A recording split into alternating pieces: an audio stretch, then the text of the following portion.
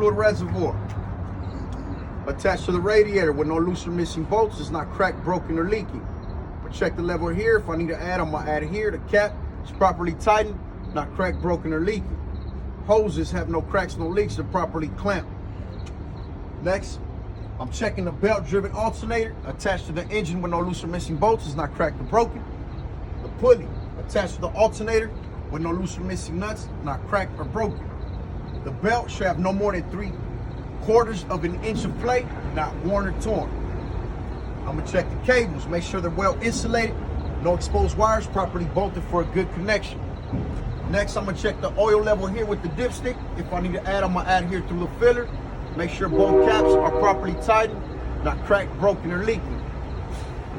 Next, I'm checking this gear-driven air compressor attached to the engine with no loose or missing bolts, not cracked or broken. Gasket, no leaks. Hoses, no cracks, no leaks. They're properly fitted. Under here, we can't see it, is a gear-driven power steering pump.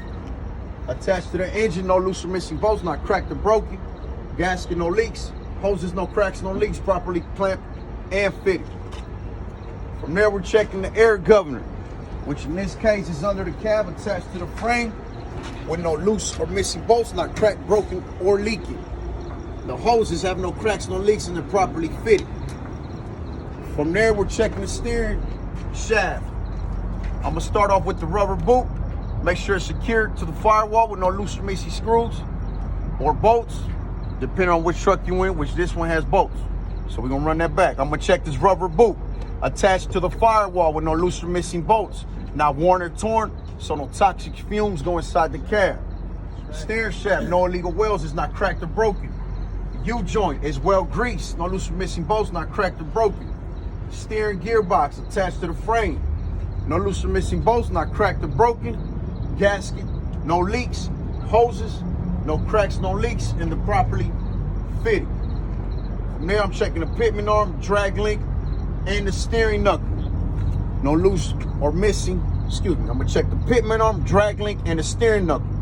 No illegal welds. They're not cracked or broken. They're secure with a crown nut and a cotter key on both ends. The ball joints are well greased, not worn or torn. From there, I'm checking the spring mount attached to the frame. No loose or missing bolts, not cracked or broken. Check the bushing in here, make sure it's well greased, not worn or torn. I'm gonna check the leaf springs. No more than 1/4 missing, not cracked or broken, secured to the axle with U-bolts. No loose or missing U-bolts, not cracked or broken.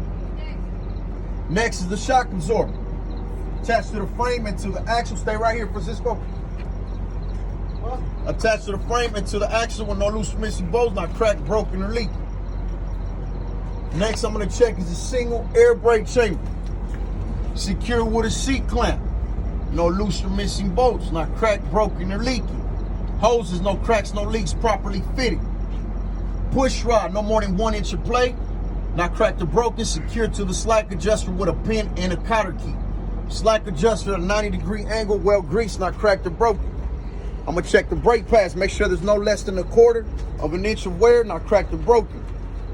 The brake drums, free heat marks, crystallization, no grease, no oil, and no cracks bigger than a 1/2 inch.